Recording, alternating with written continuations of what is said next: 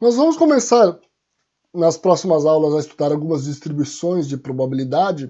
Então, a gente precisa entender um pouquinho antes o que é uma distribuição. Então, a distribuição são utilizadas principalmente no estudo da probabilidade e ela mostra o comportamento de dados aleatórios. Vamos tentar entender isso um pouquinho melhor. Então, se você tivesse algumas variáveis aleatórias e você resolvesse gerar um gráfico da frequência dessas variáveis. Num gráfico de frequência, obviamente que quanto mais a ocorrência do valor naquela região, maior será a sua área.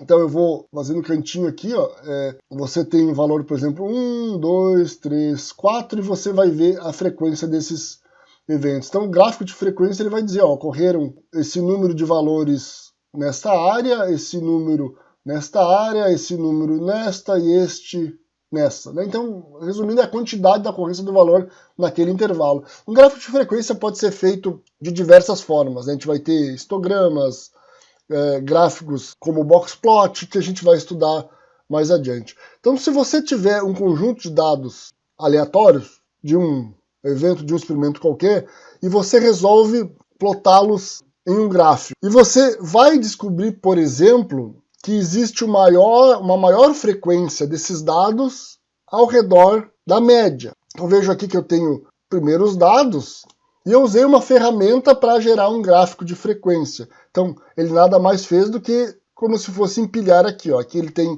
o 8, aqui a gente está vendo em ordem crescente, aqui a gente tem dois 9 que vieram para cá, 3 10, 2 11 e 1 12. Então isso aqui a gente pode chamar de um gráfico de frequência. Se a gente olhar um histograma, ele vai vir assim na forma de barras, mas se a gente pegar, por exemplo, um gráfico de densidade, ele pode ter uma forma mais suavizada. Então, um gráfico de frequência, ele mostra a frequência da ocorrência de um determinado valor em um determinado intervalo. E vamos supor que você gerou esses dados, você colocou eles no gráfico de frequência e analisando os dados, você descobre, por exemplo, que 68% dos dados estão a 1 desvio padrão da média, que 30% estão a 2 desvios padrão da média, etc. Com isso, você consegue inferir, né, você consegue prever o comportamento do conjunto de dados que tem o mesmo padrão. Então, vamos supor que esses dados aqui, não é o caso, tá? A gente tá usando aqui para fins didáticos, mas vamos supor aqui que esses dados tenham esta característica. E você descobre que estes dados com essas características têm x, y e z propriedades que você pode utilizar para fazer previsões com relação à probabilidade desses dados. O que acontece?